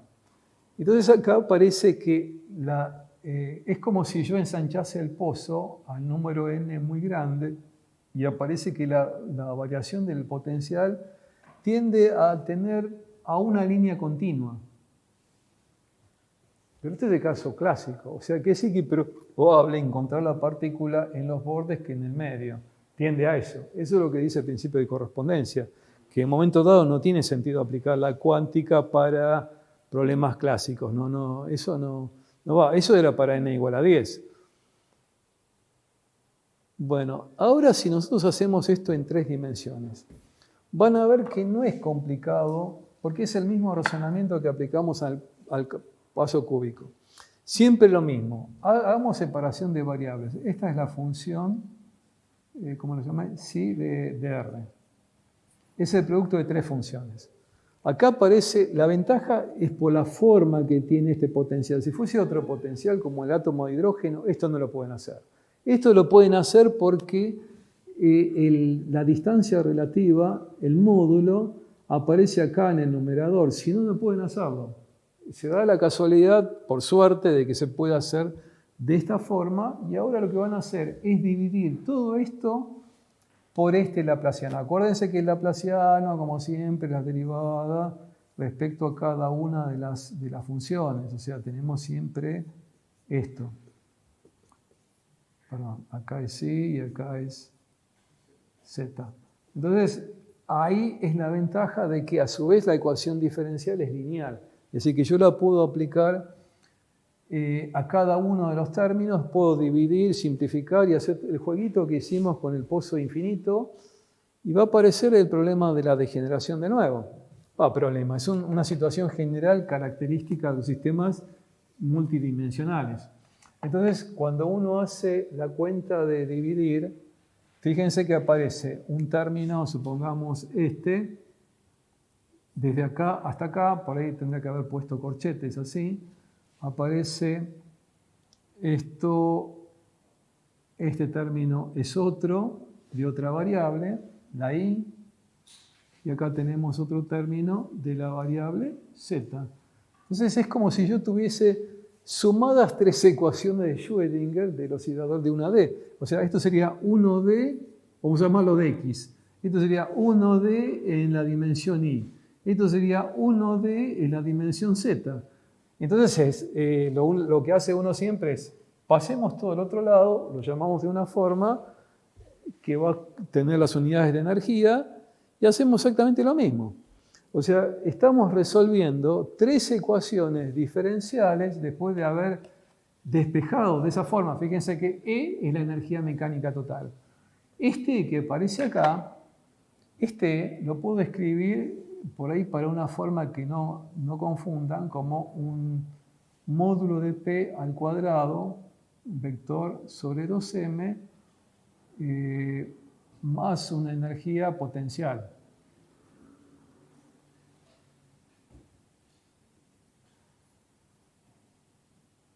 Entonces, ¿qué pasa? Este P que tengo acá, el P vector es lo mismo que hacer H barra por el principio de Broglie con esto. O sea que sería H por los componentes, K de X, K de Y, K de Z. O sea, son las contribuciones al impulso angular de cada uno de estos. O sea que esto sería lo mismo que hacer H barra por el módulo del K al cuadrado más H al cuadrado por K de X, K de Y por K de Z. O sea, sería simplemente eso.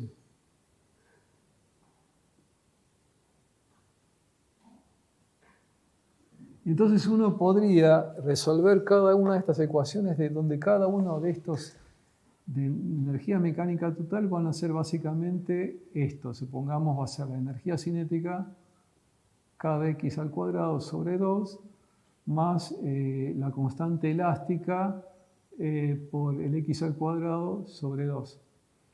Y acá sería algo parecido con cada una de las variables. Entonces yo resuelvo, si yo sé la forma de uno, la forma del otro va a depender a lo sumo de un parámetro, nada más. Nosotros acá estamos suponiendo que el sistema, la constante elástica, es igual para 3 direcciones, lo cual en la física del sólido o de la física no es lo mismo.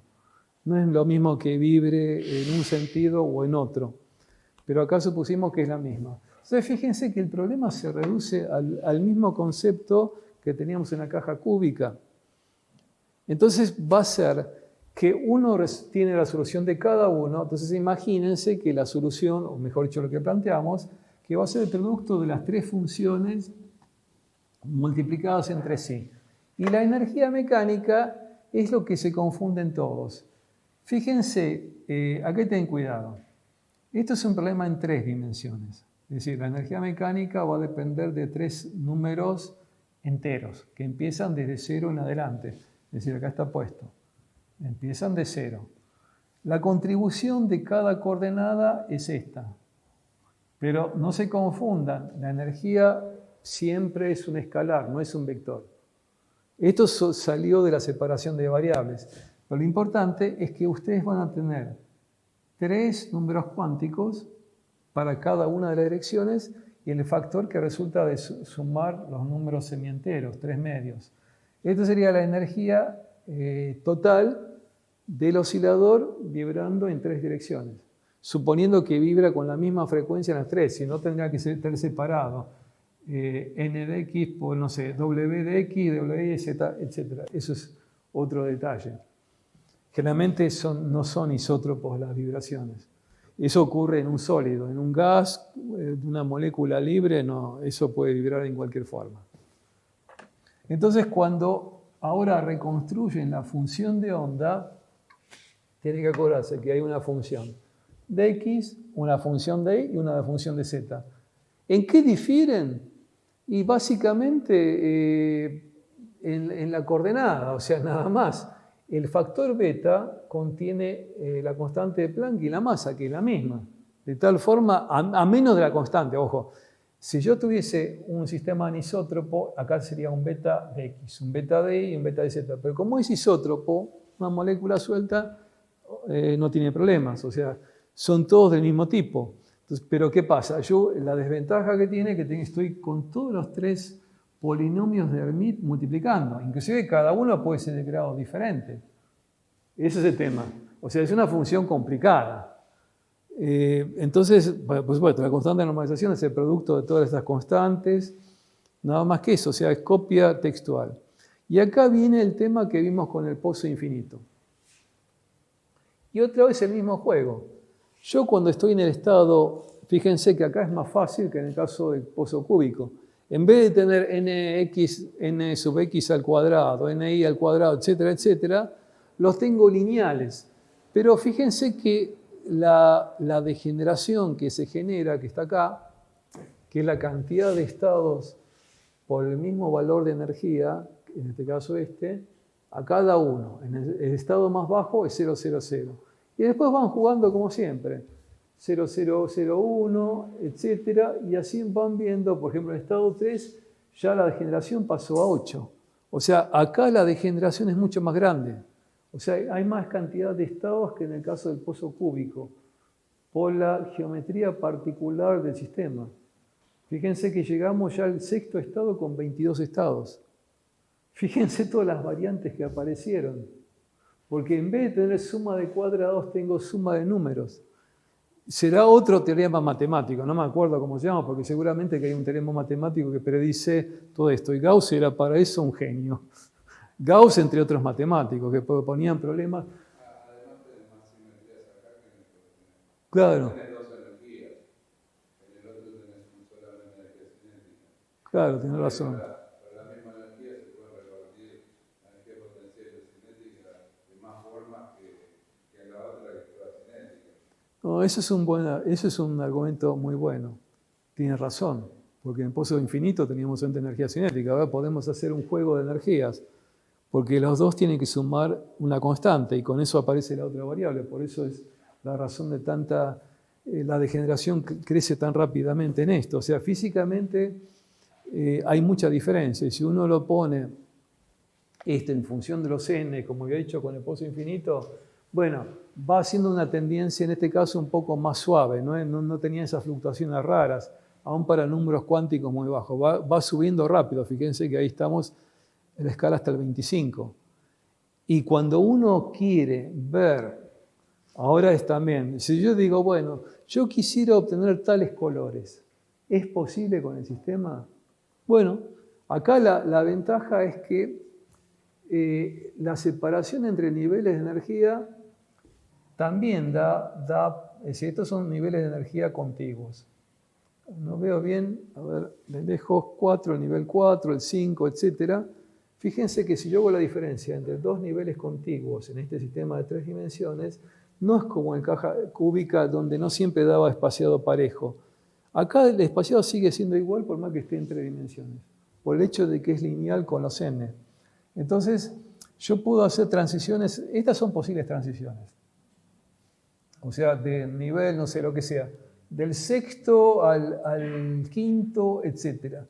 Cada una de estas me va a dar un delta de n grande, que sería la suma de los n que yo tengo, el n grande de todo.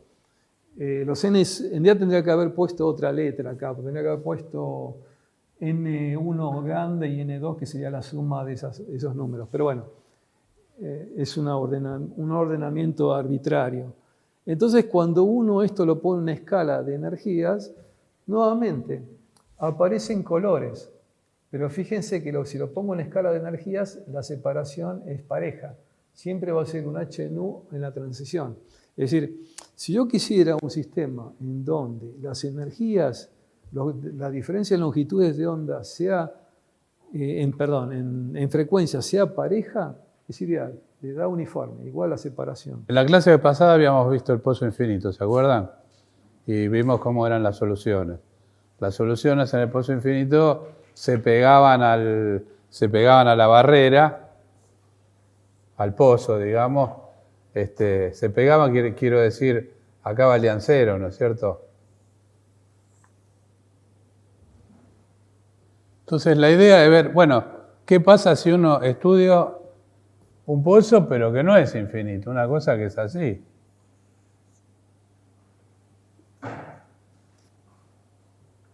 ¿Cómo creen que van a ser las soluciones en ese caso?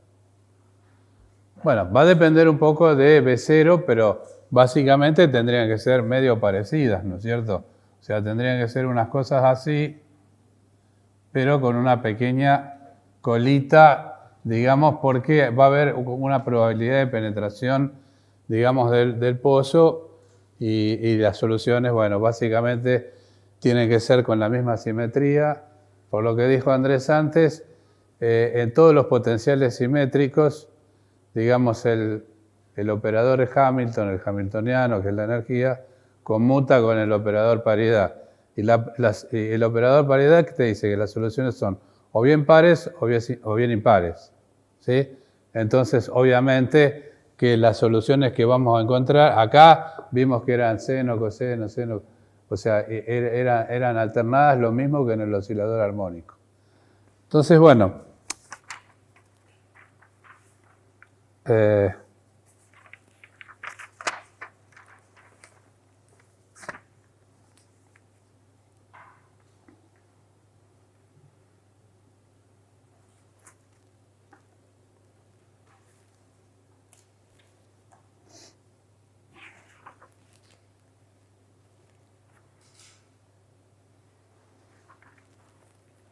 un par de cositas me parece interesante decirles, no las tengo ahí anotadas, sí.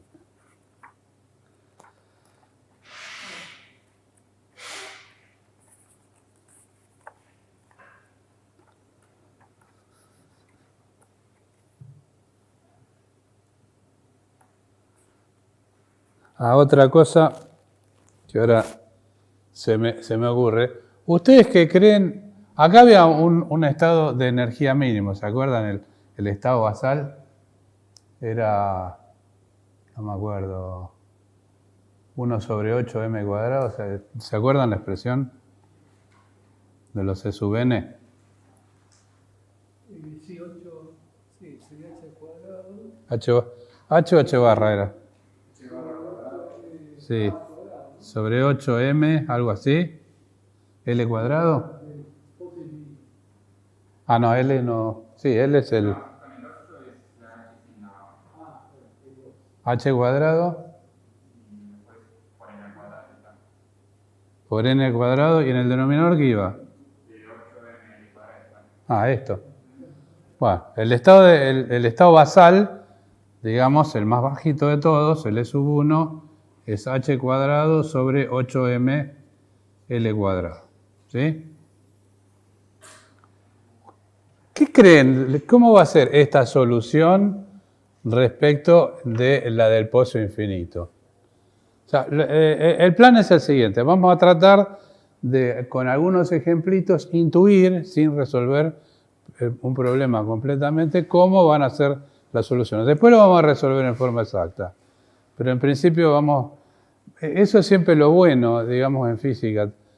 Tener una idea de la solución, lo mismo que los polinomios de Hermite. La ecuación de Schrödinger es de 1920 y los polinomios de Hermite son de 1860. O sea que Hermite la resolvió en el siglo XIX. O sea que, y además se sabe que adentro, donde están los estados ligados, donde está la partícula constreñida, va a haber oscilaciones porque, digamos, los estados ligados tienen esa característica, y afuera, en general, es una exponencial que decae rápidamente. Vuelvo a la pregunta. Respecto de este nivel E sub 1, que supónganse que, no sé, diera 10 electronvoltios, ¿cómo creen que va a ser en el caso del pozo finito? Obviamente que va a depender de B0 y va a depender del largo del pozo y de M de un... Pero ¿qué va a ser? ¿Más grande o más chico que el del pozo infinito? ¿Cómo es la longitud de onda acá respecto de acá? ¿Cómo es esta longitud de onda de Broglie, de esta cosa que está saliendo respecto de la otra? Es más grande, entonces el impulso es más chico. Y la energía, como es proporcional a P cuadrado, ¿qué va a pasar? También va a ser más chica. O sea que si comparo el E sub 1 del pozo infinito, va a tener que ser, dijimos que es más chico, o sea, es más grande que la energía del pozo finito. Y eso para todas va a ser. Lo hago para la primera porque es la más fácil de visualizar físicamente. Pero ahí, digamos, el hecho que haya cierta penetración hace que, digamos, el nivel de energía esté un poco por debajo. Otra de las cosas que vamos a ver es que en el pozo finito no hay infinitas soluciones. O sea, tendré otra por acá, pero enseguida llego hasta acá arriba y ya no tengo más soluciones. Por ejemplo, o en el pozo triangular va a pasar lo mismo, que lo vamos a ver, pero que es más complicado. Entonces no nos compliquemos la vida con el triángulo. Veamos un poco acá, que es un sistema más sencillo. Pero en general hay 2, 3 y ya no más. O sea, se llega hasta arriba y no hay más soluciones. Después, cuando veamos la forma matemática de las soluciones, ahí va a quedar en claro. Pero o sea, uno se tiene que guiar un poco por la similitud, por analogía. Física es algo que la analogía tiene que usarse constantemente. Entonces, bueno, esa es una cosa que es interesante. La otra es la siguiente, como la ecuación de ondas, digamos, en la ecuación de ondas normalmente aparece una derivada segunda de x igualado, digamos, a un alfa cuadrado por la función de onda, ¿no? ¿Se acuerdan de eso cuando vimos las soluciones de la ecuación de Schrödinger? Que era una phi segunda o una derivada segunda de phi respecto de x dos veces. Como acá vale 0, el potencial vale 0, y entonces acá va a quedar una cierta energía, un E sub n, multiplicado por todas unas constantes. Esto en general se lo llama alfa cuadrado, y van a quedar cosas por el estilo. En esta ecuación es fácil ver el tema de la curvatura. Este alfa tiene que ver con la curvatura. O sea, otra forma de ver esto es esta respecto de esta que es así. ¿Cuál tiene más curvatura? ¿Esta o esta? Esta tiene más curvatura, esta tiene menos curvatura. Entonces, al tener menor curvatura, es otra forma de ver que su energía tiene que estar más abajo. ¿Sí? Son formas distintas de ir viendo cuáles son los niveles de energía. Acá, esto se podría hacer con un computador, que sería mucho mejor. Yo se los voy a dibujar. Hay una serie de programas, pero como no tengo la computadora,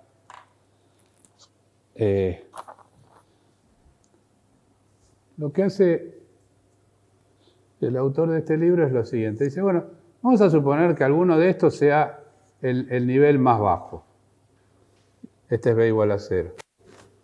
A esto lo llamo E sub C, a esto lo llama E sub D, a esto lo llama E sub B, y este lo llama E sub A. Entonces la idea es, según cuál sea estos valores, uno se dibuja la función de onda. Hay que resolver la ecuación, pero con un computador esto es relativamente fácil. Entonces dice, bueno, en el primer caso, en el E sub A, la función de onda, si yo la dibujo, me da, en realidad sería mejor hacerlo uno abajo de otro y va a quedar más claro. El borrador, allá. Lo voy a hacer más arriba, no soy muy alto yo, pero vamos a hacerlo así. Entonces, 1, 2, 3, 4. Este lo llamo E sub A, E sub B, E sub C y E sub D. Este es B sub 0 y este es el fondo de pozo, que es B igual a 0. Entonces se grafica, o sea, lo que resuelve es esta ecuación de ondas. Adentro del pozo, o sea, es una ecuación en autovalores, digamos, donde el alfa tendrá que ver con este valor de la energía por las h barra cuadrado sobre 2m, lo meto todo en este factor y va a ser alguna de estas energías en orden decreciente. A él les da una cosa así. La primera le da una cosa así. Y pregunta, ¿una función de onda puede tener este comportamiento dentro del pozo? O sea, se supone que, digamos, se va para abajo la curva, ¿no? O sea, que empieza a diverger. Evidentemente no tiene un buen comportamiento porque sabemos que el comportamiento tendría que ser de este estilo para que sea una solución. Después lo hace, el B le da, este diagrama lo llama, creo que A, el otro diagrama lo llama B. Son 3 nomás, no me voy a pasar la vida dibujando, pero hace otro diagrama, pero este corta, creo, un poquito antes.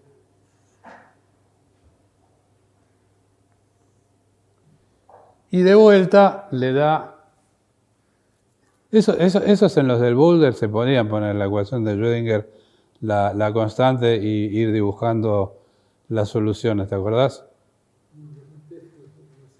El del boulder, que mostrábamos nosotros las funciones de onda del pozo, ¿te acordás?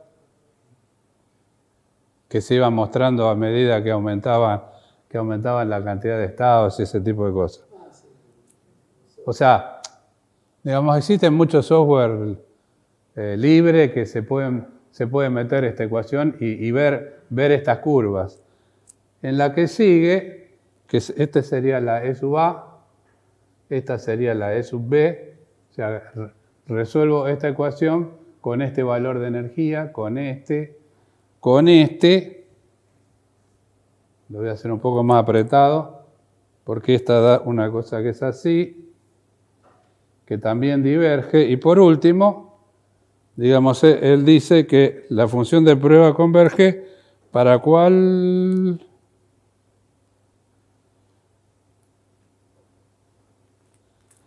A ver.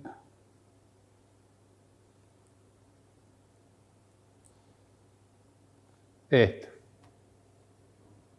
No, perdón, D es esta, C es esta. Para la última que se dibuja, resulta que el comportamiento, cuando uno lo grafica, es el adecuado. O sea que, digamos, aunque uno no conociera las soluciones, si esto lo mete en cualquier programa de esos que calcula autovalores, uno va graficando la función, este es E sub D, este sería el E sub B, que es acá el último. El último. Y así, digamos, tengo una forma, digamos, sin resolver la ecuación de Schrödinger, de saber cuál es el estado de energía mínimo. Que también hay otros mecanismos, pero bueno, este es uno bastante práctico.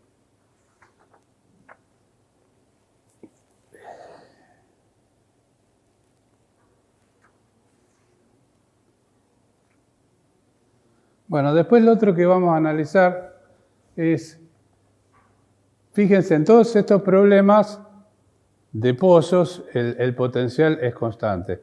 Vamos a analizar un problema donde el potencial no es constante, sino que tiene un leve cambio, como por ejemplo podría ser analizar esta situación. Un potencial que es así, sería un pozo.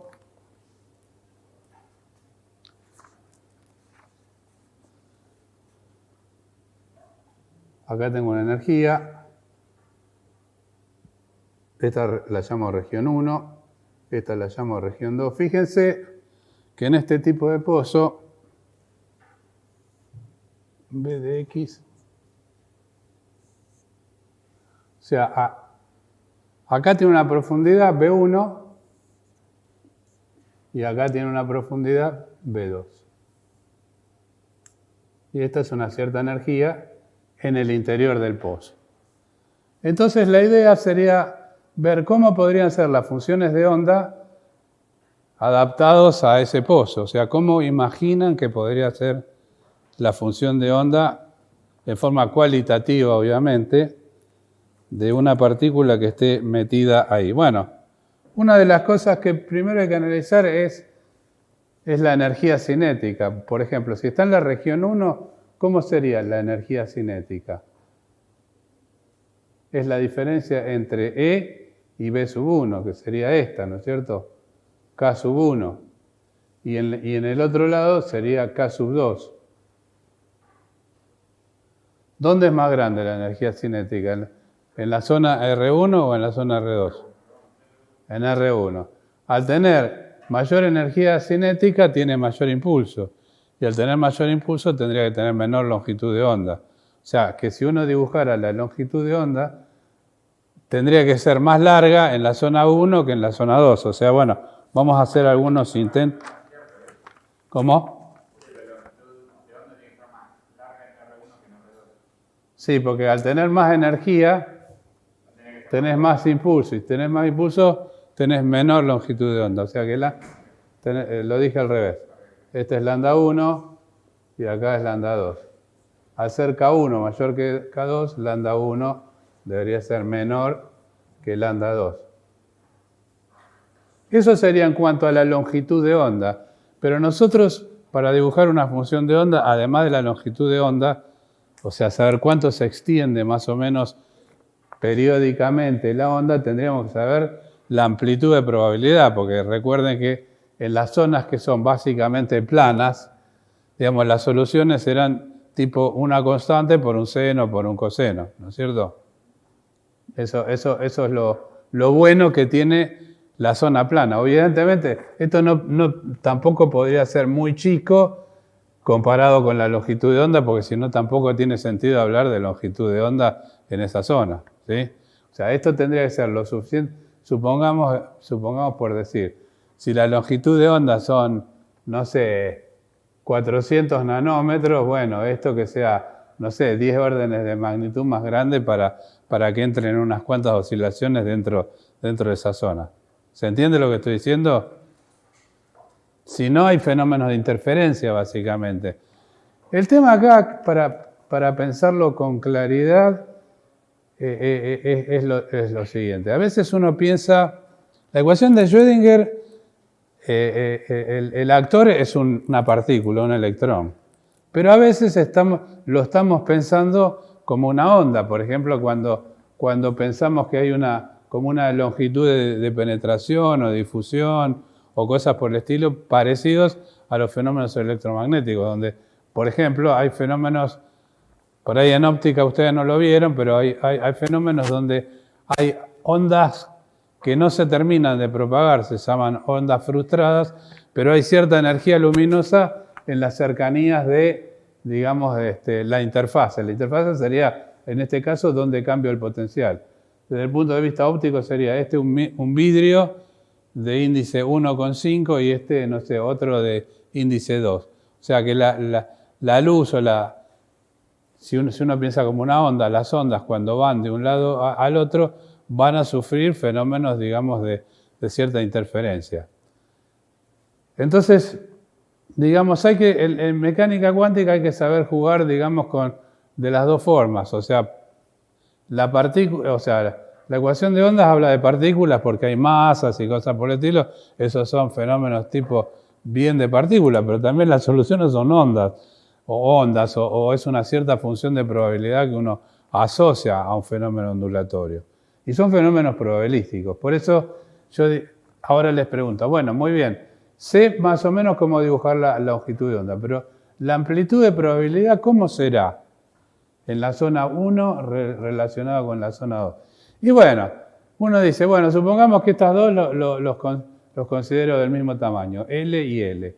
Entonces, al tener mayor energía cinética, tiene más velocidad, entonces se escapa más rápido de esta zona que de esta zona, porque al tener más velocidad recorre más rápido. O sea que está menos tiempo acá que acá. Y si está menos tiempo, va a ser menos probable encontrarla acá que encontrarla acá. Entonces la amplitud de probabilidad, ¿dónde cree que podrá ser más grande? ¿En la zona 1 o en la zona 2? En la 2.